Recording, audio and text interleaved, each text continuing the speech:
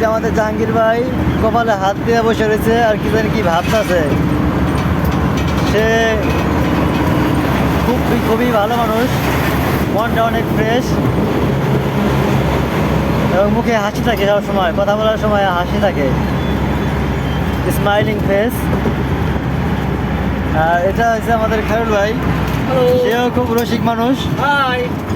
সব কথা বলে, সুরে সুরে কথা বলে, সুরে সুরে কথা বলতে ভালোবাসে, কবিতার চলে।